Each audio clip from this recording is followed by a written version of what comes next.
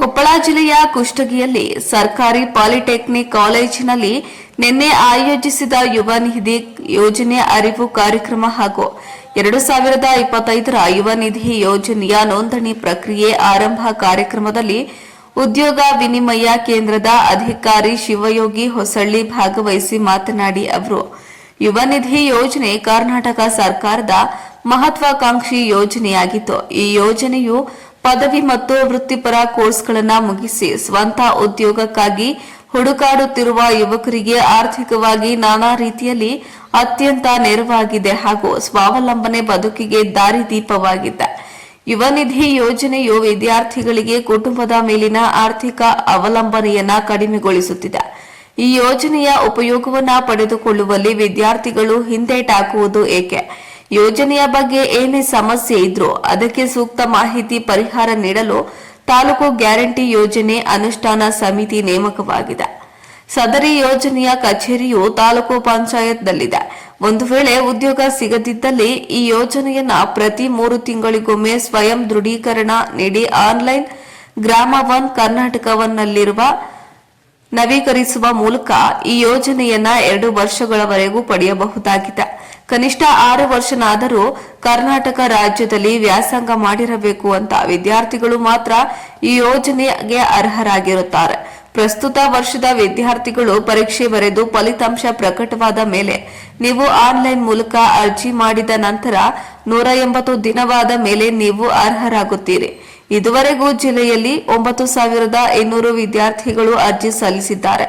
ಆದ್ದರಿಂದ ಎಲ್ಲಾ ವಿದ್ಯಾರ್ಥಿಗಳು ಯೋಜನೆಯ ಸದುಪಯೋಗ ಪಡೆದುಕೊಂಡು ಸ್ವಾವಲಂಬಿ ಬದುಕನ್ನ ಕಟ್ಟಿಕೊಳ್ಳಬೇಕೆಂದು ತಿಳಿಸಿದರು. ಇನ್ನು ಈ ಸಭೆಯಲ್ಲಿ ಜಿಲ್ಲಾ ಗ್ಯಾರಂಟಿ ಸಮಿತಿ ಉಪಾಧ್ಯಕ್ಷ ಅಮರೇಶ ಗಾಂಜಿ ಹಾಗೂ ತಾಲೂಕು ಗ್ಯಾರಂಟಿ ಸಮಿತಿ ಸದಸ್ಯರಾದ ಶರಣಗೌಡ ಮಾಲಿ ಪಾಟೀಲ್, ಪದ್ಮಾವತಿ ಬಿಸ್ತಿ ಮಾತನಾಡಿ ಯುವ ನಿಧಿ ಯೋಜನೆಯ ಅರಿವು ಮತ್ತು ನೋಂದಣಿಯ ಪ್ರಕ್ರಿಯೆ ಕುರಿತು ಹಲವು ರೀತಿಯಿಂದ ಮಾಹಿತಿ ಸಹಕಾರ ನೀಡುವುದಾಗಿ ಹೇಳಿದ್ರು. ಇನ್ನು ಈ ಕಾರ್ಯಕ್ರಮದಲ್ಲಿ ಕಾಲೇಜಿನ ಪ್ರಾಂಶುಪಾಲರಾದ ವಾದಿರಾಜ ಮಠದ ಅಧ್ಯಕ್ಷತೆ ವಹಿಸಿದ್ರು. ತಾಲೂಕು ಗ್ಯಾರಂಟಿ ಸಮಿತಿ ಅಧ್ಯಕ್ಷ ಫಾರೂಕ್ ದಾಲಾಯತ್ ಹಾಗೂ ಸದಸ್ಯರಾದ ಆದನಗೌಡ, ಯಮನೂರಪ್ಪ ಕನ್ನಾಳ, ಹುಸೇನ ಸಾಬಾ ಕಾಯಿಗಡ್ಡಿ, ಶೋಭಾ ಪುರ್ತಗೇರಿ, ಆಯುಷ್ ಬೇಗಂ ಸೇರಿದಂತೆ ಪದಾಧಿಕಾರಿಗಳು ಹಾಗೂ ಉಪನ್ಯಾಸಕರಾದ ಸಂತೋಷ್, ಹನುಮಂತಪ್ಪ, ಸೌಮ್ಯ ಹಾಗೂ ವಿದ್ಯಾರ್ಥಿಗಳು ಪಾಲ್ಗೊಂಡಿದ್ರು. ನಮಸ್ಕಾರ. ಇವತ್ತು ಯುವ ನಿಧಿ ಈ ಯೋಜನೆ ಬಗ್ಗೆ ನಾವು ಇಲ್ಲಿ ಕುಷ್ಟಗಿ ತಾಲೂಕಲ್ಲಿ ಡಿಪ್ಲೊಮಾ ಕಾಲೇಜನ್ನು ಚೂಸ್ ಮಾಡಿದ್ದೀವಿ. ಇದು ಯಾಕೆ ಅಂತಂದ್ರೆ ಈ ಡಿಪ್ಲೊಮಾ ಮುಗಿದ್ಮೇಲೆ ಬಹಳಷ್ಟು ಜನ ಹುಡುಗರು ನಮ್ಮಲ್ಲಿ ಕೆಲಸ ಹುಡುಕಕ್ಕಾಗಲಿ, ಆಮೇಲೆ ಮತ್ತೊಂದು ಕಾಂಪಿಟೇಟಿವ್ ಎಕ್ಸಾಮ್ಸ್ಗಾಗಲಿ, ಏನಾದ್ರು ಓದಕ್ಕಾಗಲಿ ತಮ್ಮ ಸ್ವಂತ ಖರ್ಚಿನಲ್ಲಿ ಯಾವುದಾದ್ರು ಎಜುಕೇಶನ್ ಇಂಟರ್ವ್ಯೂ ಅಟೆಂಡ್ ಮಾಡೋದಕ್ಕಾಗಲಿ ಇಂಥ ಖರ್ಚುಗಳಿಗೆ ನಿಮಗೆ ಹಣ ಬೇಕು. ನೀವು ನಿಮ್ಮ ತಂದೆ ತಾಯಿಗೆ ಸ್ವಾವಲಂಬನೆ ಆಗ್ತಾರೆ, ಇಂಡಿಪೆಂಡೆಂಟ್ ಆಗಿ ನೀವು ಸ್ವಂತ ಒಂದು ಡಿಸಿಷನ್ ತಗೊಳ್ಳೋಕೆ ಅನುಕೂಲ ಆಗುತ್ತೆ. ಓಕೆ, ನೀವು ಈ ಡಿಪ್ಲೊಮಾ ಫೈನಲ್ ಇಯರ್ ಇದ್ದಾಗ ಓಕೆ ನೀವು ಯುವ ನಿಧಿ ಎಕ್ಸಾಮ್ ಮುಗಿದ್ಮೇಲೆ ನಿಮ್ಮ ರಿಸಲ್ಟ್ ಬಂದ್ರೆ ನೀವು ಯುವ ನಿಧಿ ಇದನ್ನ ನೀವು ಅಪ್ಲೈ ಮಾಡೋದು. ಓಕೆ, ಯುವ ನಿಧಿ ಕಾರ್ಯಕ್ರಮ ಇದು ಎಷ್ಟು ಇಂಪಾರ್ಟೆಂಟ್ ಅಂದ್ರೆ ನಿಮಗೆ ಯಾವುದೇ ತರ ನೀವು ಯಾವುದೇ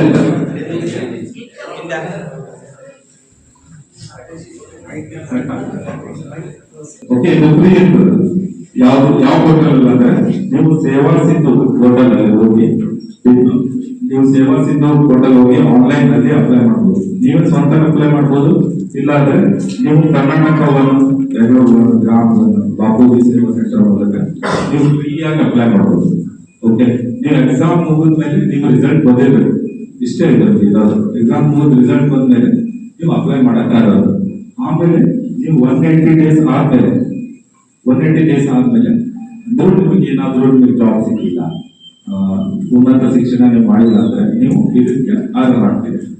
ಫಾರ್ ಎಕ್ಸಾಂಪಲ್ ನೀವು 180 days ಇವಾಗ ಏಪ್ರಿಲ್ ಎಕ್ಸಾಮ್ ಮುಗಿತು, ಇವಾಗ ಮೇ ನಲ್ಲಿ 180 days ಮುಗಿತು ಅಂತ ಹೇಳಿ ಅವಾಗ ನೀವು ಅರ್ಹರ ಆಗ್ತೀರಿ. ಅದು ಅರ್ಹರ ಆದ್ಮೇಲೆ ಸೆಲ್ಫ್ ಡಿಕ್ಲರೇಷನ್ ಅಂತ ಇರ್ತದೆ, ಅದನ್ನು ಕೊಡಲೇಬೇಕು. ಸೆಲ್ಫ್ ಡಿಕ್ಲರೇಷನ್ ಅಂದ್ರೆ ಏನು? ಸೆಲ್ಫ್ ಡಿಕ್ಲರೇಷನ್ ಅಂದ್ರೆ ನೀವು ಯಾವುದೇ ತರ ಉದ್ಯೋಗ ಮಾಡ್ತಾ ಇಲ್ಲ, ಉನ್ನತ ಶಿಕ್ಷಣ ಹೋಗಿಲ್ಲ ಅಂತ ನೀವು ಡಿಕ್ಲೇರ್ ಮಾಡೋದು. ಸೊ ಅಂದ್ರೆ ದೃಢೀಕರಣ ಮಾಡೋದು, ಇದೊಂದು ಕಡ್ಡಾಯವಾಗಿರ್ತದೆ. ಇದು ನಾವು ಮೊದಲಿಗೆ ಪ್ರತಿ ತಿಂಗಳು ಇತ್ತು. ಓಕೆ, ಇವಾಗ 3 ತಿಂಗಳಿಗೊಮ್ಮೆ ಮಾಡ್ಯಾರ. 3 ತಿಂಗಳಿಗೊಮ್ಮೆ ನೀವು ಸ್ವದೃಢೀಕರಣ ಮಾಡಬಹುದು. ಓಕೆ, ಆಮೇಲೆ ಇಲ್ಲಿ ನೀವು ಕನಿಷ್ಠ 6 ವರ್ಷ ಓದಿರ್ಬೇಕು ನೀವು ಈ ಕರ್ನಾಟಕದಲ್ಲಿ, ಅಂತವ್ರಿಗೆ ಮಾತ್ರ ಇದು ಅನುಕೂಲ ಆಗುತ್ತೆ.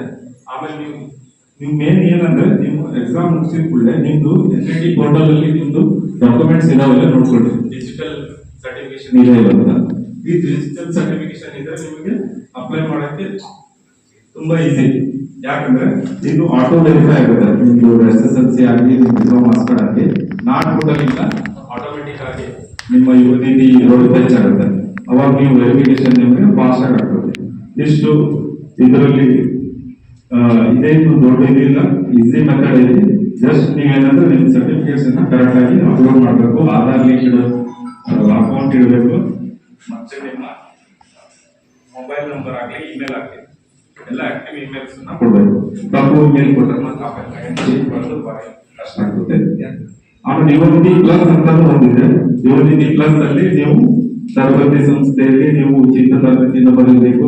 ಬರೀಬಹುದು. GTTC ಅಲ್ಲಿ ಶಾರ್ಟ್ ಟರ್ಮ್ ಪ್ರೋಸೆಸ್ ಇರ್ತವೆ, ಸಿಡಾಪಲ್ಲಿ ಇರ್ತದೆ. ಆಮೇಲೆ ಕೈಗಾರಿಕಾ ತರಬೇತಿ ITL ಶಾರ್ಟ್ ಟರ್ಮ್ ಪ್ರೋಸೆಸ್ ಇದೆ. ಟಾಟಾ ಅವರು ಪ್ರಾಜೆಕ್ಟ್ ಸೆಟಪ್ ಮಾಡಿದ್ದಾರೆ, ಅಲ್ಲೂ ಕೂಡ ನೀವು ಏನಾದರೂ ನಿಮ್ಗೆ ಇಂಟ್ರೆಸ್ಟ್ ಇದ್ರೆ ಶಾರ್ಟ್ ಟರ್ಮ್ ಕೋರ್ಸ್ ಕೂಡ ಮಾಡಬಹುದು. ಆಮೇಲೆ ನಿಮ್ಗೆ ಹೆಚ್ಚಿನ ಮಾಹಿತಿ ಬೇಕಾದ್ರೆ ದೂರ ಸಹಾಯವಾಣಿ ಸಂಖ್ಯೆ ಇದೆ 1800599751. ಇದಕ್ಕೆ ನೀವು ಫೋನ್ ಮಾಡಿ ಕೇಳಬಹುದು. ಬಟ್ ನಿಮ್ಗೆ ಇದು ಈಗ ನಿಮ್ಗೆ ಇಮಿಡಿಯೇಟ್ ಅಪ್ಲೈ ಆಗಂಗಿಲ್ಲ. ಇದು ಯಾಕೆ ನೀವು ಮುಂದೆ ನೀವು ಬಂದ್ಬಿಟ್ಟೆ ನಿಮ್ಗೆ ಹೊಸ ಅನ್ಸ್ಕೊಂಡ್ ಅಂತ ನಾವು ಈಗಾಗಲೇ ಕಾರ್ಯಕ್ರಮ ಮಾಡ್ತಾ ಇದೀವಿ ಎಲ್ಲ ಕಾಲೇಜಲ್ಲಿ. ಆಮೇಲೆ ನಿಮ್ಮ ಫ್ರೆಂಡ್ಸ್ ಆಗಲಿ, ನಿಮ್ಮ ಸೀನಿಯರ್ಸ್ ಆಗಲಿ, ಇವರಿಗೆ ಕೂಡ ನೀವು ಇದನ್ನ ತಿಳಿಸಿ ನೀವು ಅವರಿಗೂ ಕೂಡ ಹೆಲ್ಪ್ ಮಾಡ್ಬೇಕು ಅಂತ ನಾನು ಹೇಳ್ತೀನಿ. ನಿಮ್ಮ ಮನೇಲಿ ಯಾರಾದ್ರೂ ಡಿಗ್ರಿ ಮುಗಿಸಿದ್ರು ಅವ್ರಿಗೂ ಕೂಡ ತಿಳಿಸಿ ಈ ತರ ಡಿಗ್ರಿ ಡಿಪ್ಲೊಮಾ ಇಬ್ಬರು ಅಪ್ಲೈ ಮಾಡ್ತಾರೆ. ಓಕೆ, ಮತ್ತೇನಾದ್ರೂ ನಿಮ್ಮ ಕ್ವಶನ್ಸ್ ಇದ್ರೆ ಕೇಳೋದು.